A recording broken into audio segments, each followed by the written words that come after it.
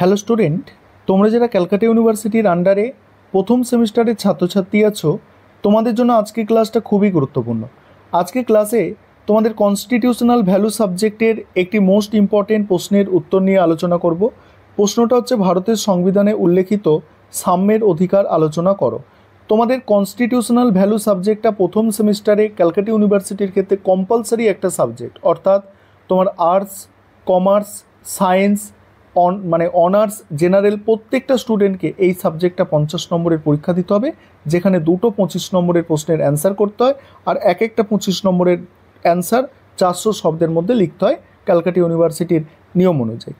দেখো, এই প্রশ্নের উত্তরটা কিভাবে গুছিয়ে তোমরা পরীক্ষায় উপস্থাপন করবে সেটা বুঝে নাও।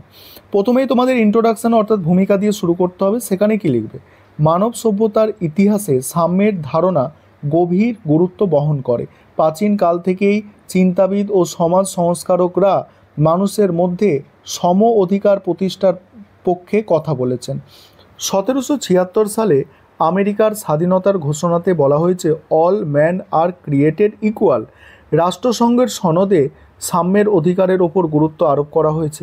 গণতান্ত্রিক ব্যবস্থায় সমতা অপরিহার্য, কারণ বৈষম্যের মধ্যে গণতন্ত্র টিকে থাকতে পারে না। ভারতের সংবিধানের প্রস্তাবনায় সমতার আদর্শকে স্থান দেওয়া হয়েছে এবং 14 থেকে 18 নম্বর ধারায় সাম্যের অধিকার মৌলিক অধিকারের অংশ হিসাবে অন্তর্ভুক্ত করা হয়েছে। এবার 14 থেকে 18 নম্বর ধারা বলা হয়েছে। এবার প্রত্যেকটা ধারা, আমাদের ভারতের সংবিধানের প্রত্যেকটা ধারা উল্লেখ করতে হবে। 14 নম্বর ধারায় দুটো বিষয় বলা হয়েছে। একটা বলা হয়েছে আইনের দৃষ্টিতে সমতা, আর একটা হচ্ছে সমান সুরক্ষা। এই দুটো বিষয় কি দেখো, আইনের দৃষ্টিতে সকলের সমান, এর অর্থ আইন সবার ঊর্ধ্বে এবং কোনো ব্যক্তি আইনের বাইরে নয়। প্রধানমন্ত্রী থেকে শুরু করে সাধারণ নাগরিক সকলের বিচার একই ধরনের আইনের মাধ্যমে হবে। দ্বিতীয় কি বলা হচ্ছে দেখো, বলছে সকলে আইনের দ্বারা সমানভাবে সুরক্ষিত হয়। মার্কিন যুক্তরাষ্ট্রের সংবিধান থেকে নেওয়া এই নীতির অর্থ একই শ্রেণীভুক্ত ব্যক্তিদের জন্য একই ধরনের আইন সমানভাবে প্রয়োগ হবে। তবে যুক্তিসঙ্গত শ্রেণীবিভাগ করা যেতে পারে, যেমন আয়ের ভিত্তিতে কর হার নির্ধারণ, অর্থাৎ ট্যাক্স নির্ধারণ। যার যত বেশি আয় থাকবে তার তত বেশি ট্যাক্স, কম আয় থাকবে কম ট্যাক্স, এটাই। তারপর ব্যতিক্রম আছে এর কিছু। রাষ্ট্রপতি রাজ্যপাল পদে থাকাকালীন আদালতের কাছে দায়বদ্ধ নন। বিদেশি রাষ্ট্রপ্রধান ও রাষ্ট্রদূত বিশেষ সুযোগ সুবিধাভোগী। সেনাবাহিনী ও বিশেষ আদালতের আলাদা বিচার ব্যবস্থা। আইনসভার সদস্যদের বিশেষ অধিকার। এবার হচ্ছে 15 নম্বর ধারা, বৈষম্য নিষিদ্ধকরণ। এখানে কি বলা হচ্ছে দেখো, ধর্ম, বর্ণ, জাতি, লিঙ্গ বা জন্মস্থানের কারণে কোনো নাগরিকের প্রতি রাষ্ট্র বৈষম্য করতে পারবে না। জনসাধারণের ব্যবহার্য স্থান কোনগুলো? যেমন হোটেল, রেস্তোরাঁ, পুকুর, স্নানের ঘাট সবার জন্য উন্মুক্ত থাকবে। তবে এর ব্যতিক্রম আছে। জনস্বাস্থ্যের কারণে প্রবেশ নিষিদ্ধ।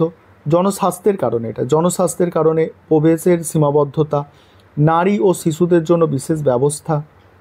অনগ্রসর শ্রেণী ও তপশিল জাতি উপজাতিদের জন্য সংরক্ষণ নীতি। তারপরে কি বলা হচ্ছে দেখো, 16 নম্বর ধারা, সরকারি চাকরিতে সম অধিকার। সরকারি চাকরিতে জাতি, ধর্ম, লিঙ্গ বা জন্মস্থানের কারণে বৈষম্য করা যাবে না। ব্যতিক্রম আছে। অনগ্রসর শ্রেণীর জন্য কিছু পদ সংরক্ষণ। ধর্মীয় প্রতিষ্ঠানে নিজ ধর্মাবলম্বীদের জন্য পদ সংরক্ষণ। তারপরে 17 নম্বর ধারা, অস্পৃশ্যতার অবসান। অস্পৃশ্যতা আইনত দণ্ডনীয় ঘোষণা করা হয়েছে। অস্পৃশ্যতার কারণে কোনো নাগরিককে অধিকার থেকে বঞ্চিত করা যাবে না। এটি গান্ধীজির স্বপ্ন পূরণের পথে একটি বড় পদক্ষেপ। এবার পরের অংশটুকু আলোচনা করব। তার আগে যে বিষয়টা তোমাদের বলার আছে, তোমাদের জন্য অনলাইন কোচিং ক্লাস চলছে। তোমরা যারা পেড ব্যাচে অ্যাডমিশন নিতে ইচ্ছুক আছো, নিচে স্ক্রিনে যে নম্বর দেখতে পাচ্ছ এই নম্বরে যোগাযোগ করে পেড ব্যাচে অ্যাডমিশন নিতে পারো। এবারে 18 নম্বর ধারায় হচ্ছে উপাধি বিলোপ। সেখানে কি বলা হচ্ছে, রাষ্ট্র শিক্ষা বা সামরিক ক্ষেত্র ছাড়া অন্য কোনো উপাধি প্রদান করবে না। কোনো নাগরিক বিদেশি রাষ্ট্র থেকে উপাধি নিতে পারবে না। ভারতরত্ন, পদ্মশ্রী ইত্যাদি সম্মান উপাধি নয়, বরং পুরস্কার হিসাবে গণ্য হয়।